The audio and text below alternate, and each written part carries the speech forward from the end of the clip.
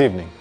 I am Karan, and in the headlines today, ahead of the Assam Assembly elections, Prime Minister Narendra Modi today launched multiple development projects via video conferencing. He launched the Mahabahu Brahmaputra initiative and laid the foundation stone of the two of India's longest bridges, which will connect Dhubri in Assam to Phulbari in Meghalaya. Modi also performed Bhumi Pujan for the construction of the Majuli Bridge.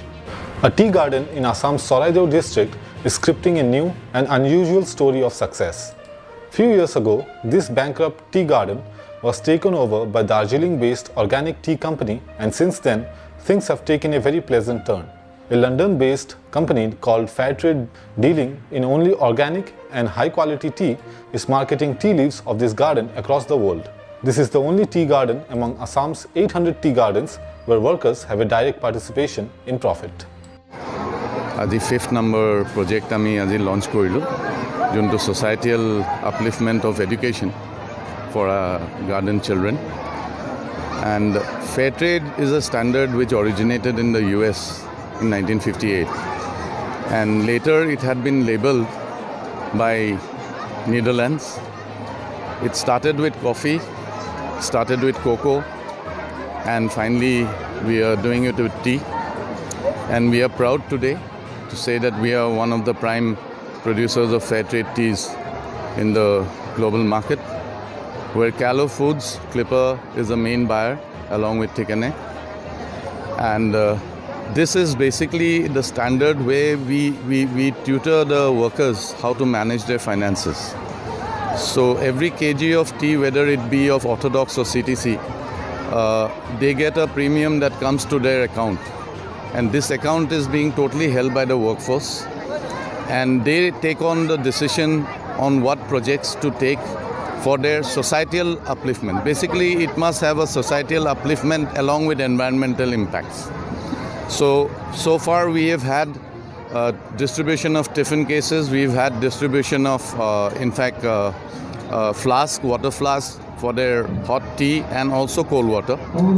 Then we've had another hygiene for the cleanly health and hygiene project, which was recently launched. It was on water tank distribution to every household. And every beneficiary is an employee of the garden. Be it a staff, be it a worker, they all get this benefit, they avail this benefit, and we ensure that they avail it. This is the 5th project. Further to that, we had other projects also, where we had gone ahead on the distribution of for the Diwali festival, where people, they used to clean their houses and paint their houses for the Deepavali festival, where they were given cash benefit. And in future, now the next project that the Fair Trade Premium Committee is deciding on to take on an environmental impact project, that is of solar lights to every household, so that the solar light helps the children to basically study during grid off hours. So that's a very good initiative they have come into, and that also we'll be launching it very soon. We'll also be having a football tournament for the entertainment of the young children by the Fair Trade, and we'll be further going ahead with distribution of books for their education and a library in the Panchayat office. So that's all I have to say, and we are proud today to launch the 5th project, and I hope it will carry on with the standard being held by the garden.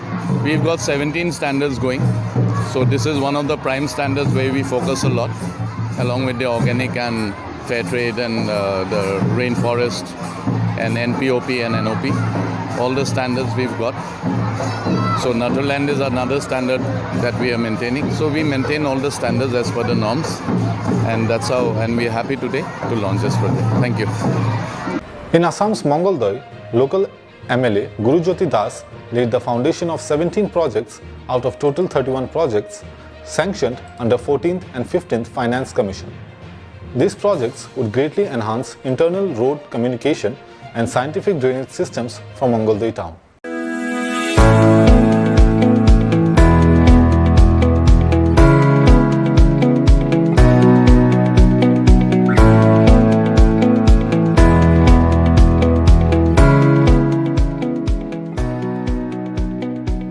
The All Assam Minority Students Union staged a statewide protest today to mark the anniversary of the Nelly massacre of 1983. Several thousand civilians, including women and children, were hacked to death in that massacre in Assam.